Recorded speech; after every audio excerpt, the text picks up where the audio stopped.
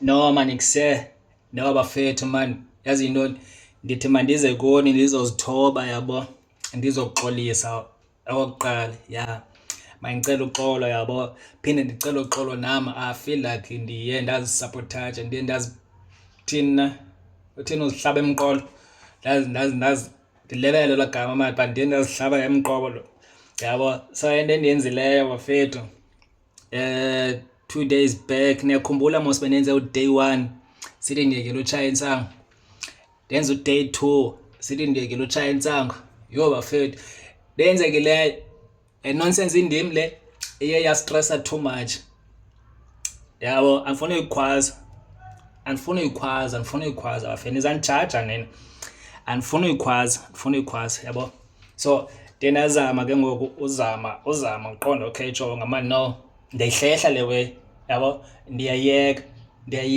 so nenzekayo ke ngale day yabo ndihlele yalarha futhi mate hayi bo bungayitshonga ubuyekile la xa upost enye video ndiza kuxela uba uyatshaya futhi yabo so ke bafethu ndiye ndastaka apha ku-day 2 yabo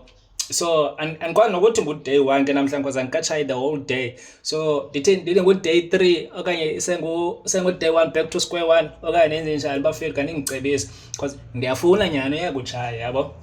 hayi ndiyafuna nyani uyeke utshaya so that's why ndiza kuni ndizozimpimpa yabo ya ndizozimpimpa bafethu and ndizocela uxolo yabo so ndifuna uyikhupha lawe ndingamele ndisithi hayi ke namhlanje day 3 day 4 day 5 yabo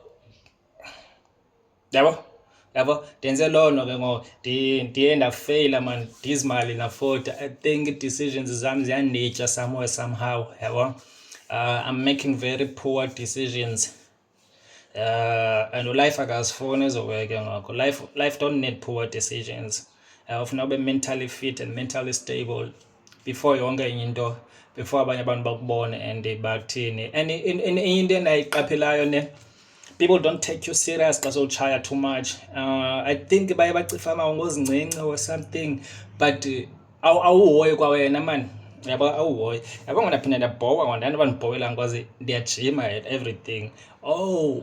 bendisela ii-cloves so ii-cloves zatyala fat bilapha kum so ever since ndiphinde ndaziyeka ii-cloves ndiphinde ndaqala because bendizi-exaggerate bendisela too much yabo njengoba kusithiwa faka ii-cloves beyi-2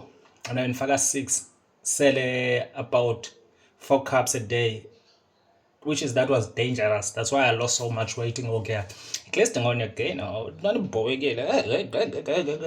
neskin itsho sagrand yabo but asikholo kulowe wena mfethu mani yabo xa sowutshaya too much okanye usela too much unxila okanye abanye abantu sula bekubona uqhunyiwe oko awuthethi baye bangakuthathi serious